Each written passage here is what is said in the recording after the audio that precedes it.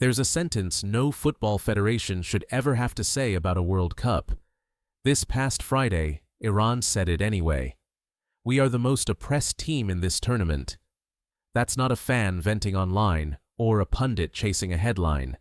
That's Amir Galanoy, head coach of Iran's national football team, describing his side's experience at the 2026 World Cup in terms no coach at any previous tournament has ever had to use. In the days since, Iran's football federation did something very few federations ever do mid-World Cup. They filed a formal complaint against the very organization running the tournament their players fought so hard to qualify for. Today, we're breaking down what happened, why, where FIFA fits in, and what it says about a tournament generating as many headlines off the pitch as on it. What triggered this? According to Iranian sports officials, U.S. authorities imposed a restrictive entry window on Iran's national team.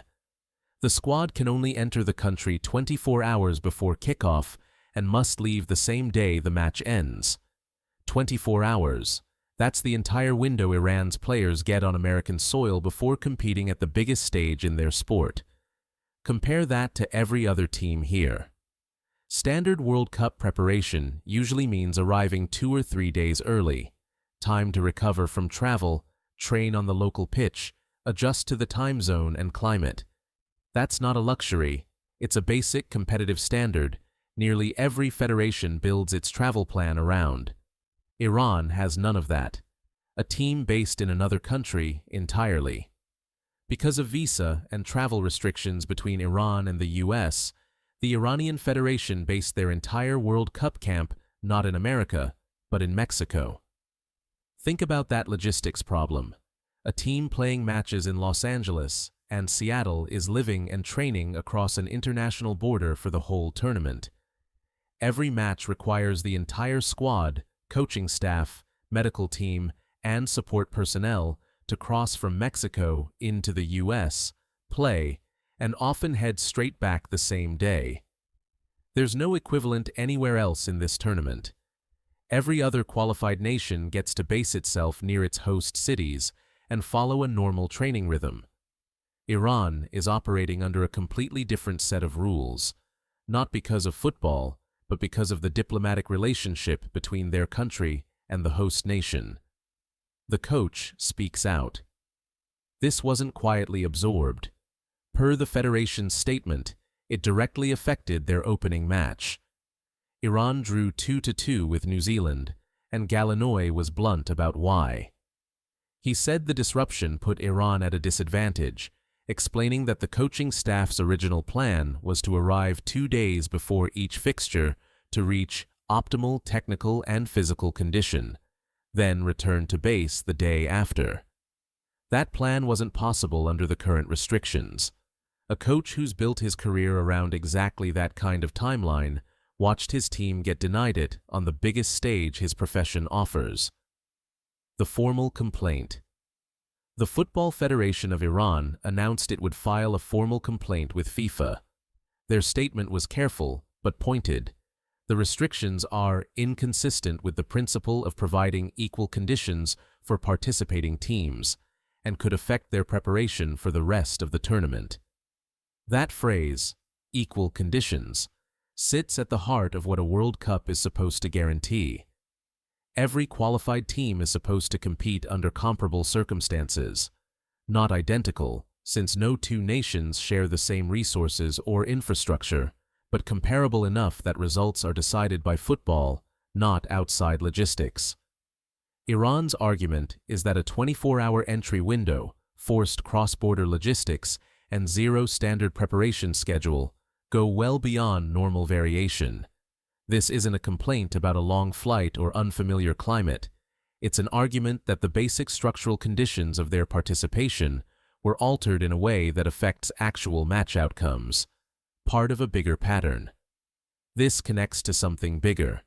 There's already been a case of a FIFA-appointed match official denied entry into the US despite holding official tournament credentials. There have been reports of fans from multiple nations denied visas despite holding valid tickets. And separately, Iran's federation says its own official ticket allocation was withdrawn just days before their opener, leaving fans holding legitimate tickets unable to use them.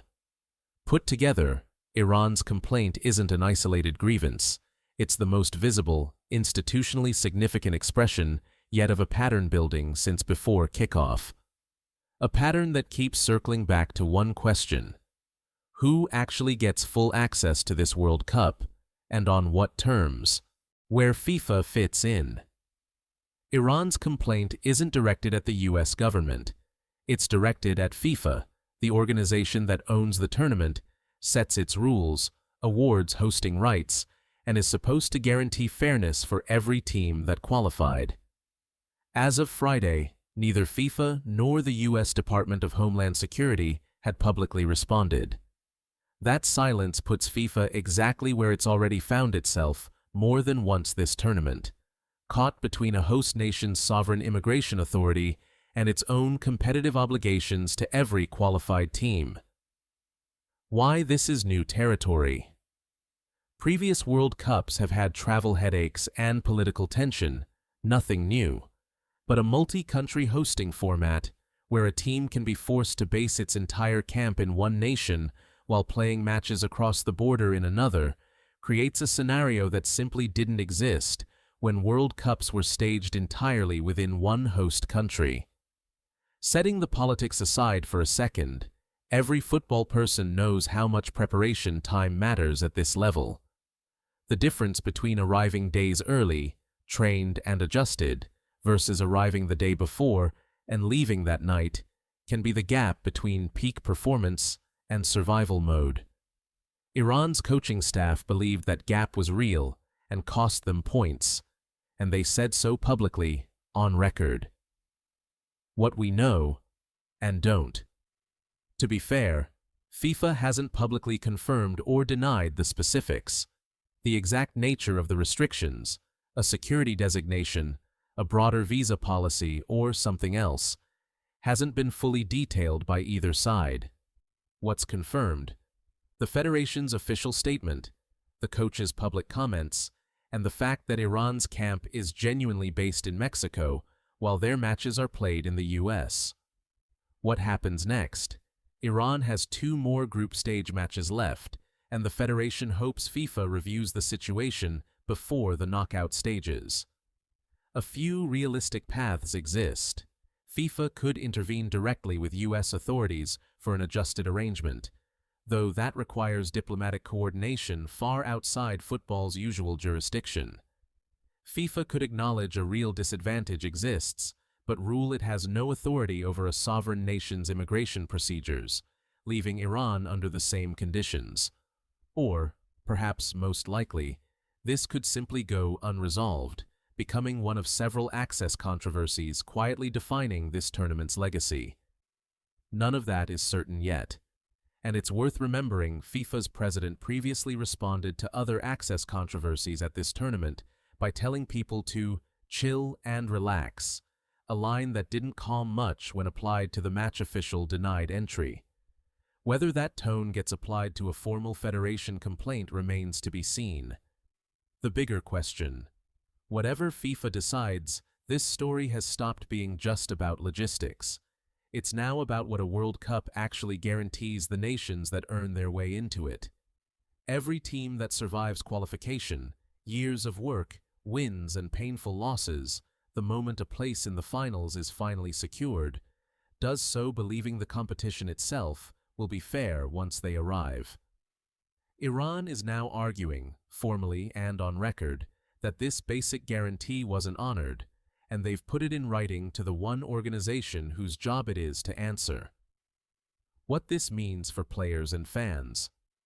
For Iranian players, this adds a layer most footballers never face: crossing an international border before and after every match, living out of a camp not even in the country they're competing in, carrying the extra weight of knowing their preparation was compromised by forces entirely outside their control. For Iranian fans who lost their tickets, or who just wanted to watch their team compete on equal footing, this is its own disappointment. One that has nothing to do with the scoreline, and everything to do with whether the tournament they waited 4 years for actually treated their team fairly from the start. Your turn. So, should FIFA step in when a host nation's immigration policy creates a real, measurable disadvantage for a legitimately qualified team? Or is this simply outside football's jurisdiction, however unfair it feels to the players living it? I'd love to hear where you land. Drop it in the comments. I read everyone. And if you want to keep following how this develops, subscribe. We'll keep covering it honestly as it unfolds. This story is still developing. And as always, football never stays quiet for long.